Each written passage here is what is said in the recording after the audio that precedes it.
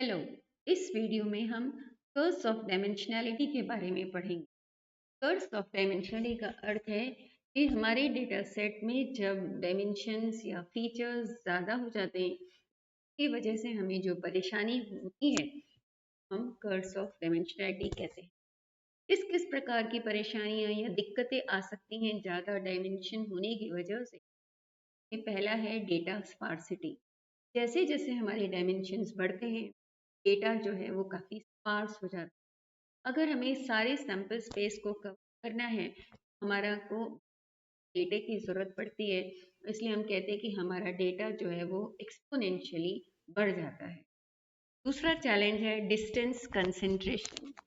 जब हमारे पास ज़्यादा डायमेंशंस होते हैं या ज़्यादा फीचर्स होते हैं, तो जो प्रॉक्सिमिटी का कंसेप्ट है वो थोड़ा सा कम लागू हो पाता है, और जो पॉइंट्स हैं उनके बीच का जो डिस्टेंस है वो लगभग एक जैसा हो जाता है, जिससे कि हमारे जो डिस्टेंस बेस्ड एल्गोरिथम्स हैं वो ज़्यादा प्रभावी नहीं हो पाते। तीसरा चैलेंज है इंक्रीज्ड कॉम्प्लेक्सिटी एंड ओवरफिटिंग। जैसे ही फीचर्स की संख्या बढ़ती है, मॉडल की कॉम्प्लेक्सिटी बढ़ जाती है और ओवरफिटिंग की रिस्क भी बहुत बढ़ जाती है। ओवरफिटिंग कब होती है? जब हमारा मॉडल लर्न कर लेता है ट्रेनिंग डेटा में नॉइज को भी, और वो एक्चुअल सिग्नल को लर्न नहीं कर पाता, जिसकी वजह से जब हम टेस्ट डेटा उसको देते हैं तो बहुत ही खराब जनरलाइजेशन हमें प्राप्त होता है। डायमेंशनैलिटी को रिडक्ट कम करने के लिए हमारे पास कुछ रेगुलराइजेशन टेक्निक्स भी हम यूज़ में लेते हैं। चौथा चैलेंज जो कि हाई डायमेंशनल की वजह से मिलता है, उसको है कंप्यूटेशनल कॉस्ट।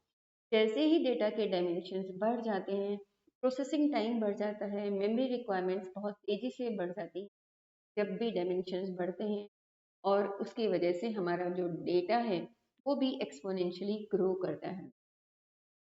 इस एक्सपोनेंशियल ग्रोथ डेटा की वजह से हमारे को डेटा एनालिसिस और कंप्यूटेशन जो है वो बहुत ही कठिन कार्य हो जाता है, जब तक कि हमारे पास कोई बहुत पावरफुल हार्डवेयर या हमारे पास कोई बहुत ही अच्छे एल्गोरिदम्स ना हो। अब इस डेटा में जो कर्स ऑफ डायमेंशनैलिटी है, इसको हम किस प्रकार से कम कर सकते हैं? तो सबसे पहले तो डेटा जो डायमेंशनैलिटी है उसको कम करने के लिए हम डायमेंशनैलिटी रिडक्शन तरीकों को अपना सकते हैं। कि हम क्या करते हैं कि डेटा को सिंप्लीफाई करते हैं, आसान, जिससे कि नंबर ऑफ वेरिएबल्स या नंबर ऑफ फीचर्स जो हमें काम में लेनी है अपने उनको काफ़ी हद तक कम किया जा सके। इसकी वजह से हमारा जो डेटा है वो बहुत सिंप्लीफाई हो जाता है, मैनेजेबल हो जाता है, और हम अपने डेटा को ज़्यादा बेहतर तरीके से एनालाइज कर सकते हैं। डायमेंशनैलिटी रिडक्शन की कुछ टेक्निक्स हैं, उसी टेक्निक का नाम है फीचर सिलेक्शन। फीचर सिलेक्शन में हम जो सबसे ज़्यादा रेलेवेंट फीचर्स होते हैं हमारे डेटा में से वो मालूम करते हैं, और ये मालूम करने के लिए हम स्टैटिस्टिकल टेस्ट या उस मॉडल में जो फीचर इंपॉर्टेंस होती है उसके द्वारा, या कुछ ह्यूरिस्टिक एल्गोरिदम्स को कम। फीचर सिलेक्शन ओरिजिनल फीचर्स का जो अर्थ है उसको बचा कर रखता है, लेकिन जो अलग अलग वेरिएबल्स हैं इनमें आपस में जो इंटरेक्शन है वो छुपा देता है।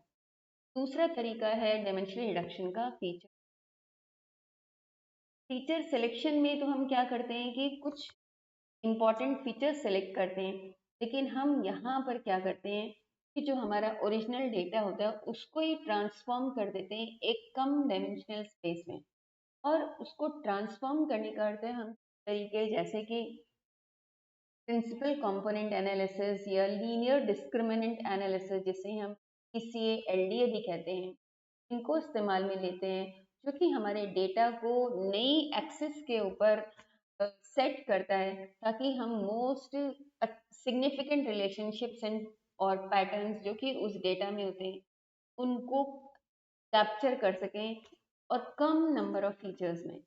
इस मेथड से हमें ज़्यादा बेहतर परफॉर्मेंस मिलती है, लेकिन इंटरप्रिटेशन जो है वो थोड़ा सा कम हो जाता है, कि जो नए डायमेंशंस हैं वो ओरिजिनल फीचर डायरेक्टली कॉरस्पॉन्ड नहीं करते, वो थोड़े से अलग होते हैं।